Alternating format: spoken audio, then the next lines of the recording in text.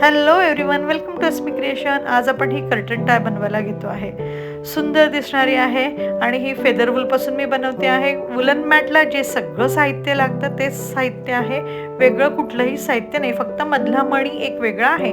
त्यासाठी नेहमीप्रमाणेच वुलन मॅटला लागणारं सगळं साहित्य घेतलं. कंपॉस, कात्री, हे जे फ्लेक्स मटेरियल PVC शीट आहे ते घेतलं. त्यानंतर वॉटरप्रूफ कॅनव्हास किंवा रेक्झिन, या तिघांमधलं बेस मटेरियल तुम्ही कुठलंही वापरू शकतात.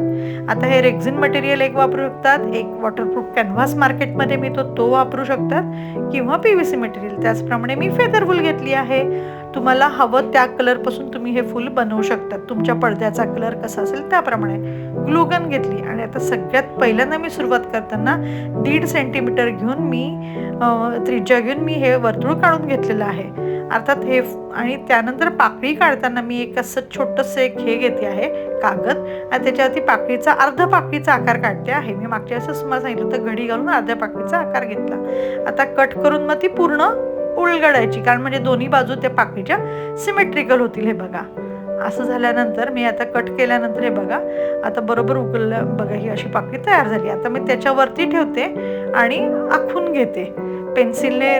त्याच्या भोवती मी हे करून घेते, ते पाकळीच्या भोवती. अशा पद्धतीने मी पाकळी ठेवते आणि पाकळी ठेवून तो पांढरा कलर आहे म्हणून दिसत नाही, म्हणून मी हे असं डायरेक्टली अशी आखून घेते त्याला भोवती.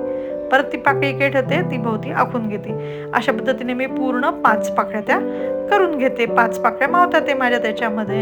आणि नसेल मावत तर जरा ॲडजस्ट करायच्या, एकावर एक नाही पण जरासं ॲडजस्ट करून होतंय. खालचा बेस तुम्ही पाकळीचा 1 सेंटीमीटर ठेवा आणि थोडीशी जागा साईडला ठेवा. मग त्यानंतर मी आता पिंक कलर, डार्क पिंक कलरचं साईडला लावायला घेतलेलं आहे आणि मध्यभागी मी हे घेतलं. आणि आता मी काय करणार आहे, पूर्ण जी फुलाची बाउंड्री आहे ना, ती ही डार्क पिंक कलरचा, डार्क हा जो डाळिंबी कलर आहे त्याच्याने मी करून घेते आहे, पूर्ण डार्क कलर. आणि आतमध्ये तर गुलाबी कलर लावते आहे, डार्क गुलाबी. अशा पद्धतीने हे मी फुल करून घेते आहे. आता हे मी नेहमी असंच म्हणजे ग्लूगन ठेवायची आणि त्यानंतर हे वरून लावायचं आहे, कट करून टाकायचं. अशा पद्धतीने हे पुढे करायचं आहे. त्याच पद्धतीने मी ब्ल्यू पण करून घेईल. असं झाल्यानंतर मध्यभागी एक छोटंसं पिंक मी देते आहे, म्हणजे छान दिसेल ते फूल. हे असं मी पूर्ण केलं. आता याच पद्धतीने मी ब्ल्यू पण करते. ब्ल्यू पण सेम तसंच करून घ्यायचं आहे. मध्ये मी बाउंड्री पूर्ण ब्ल्यू कलरची करते आणि मग मधलं फेंट ब्ल्यू घेते, स्काय ब्ल्यू कलर.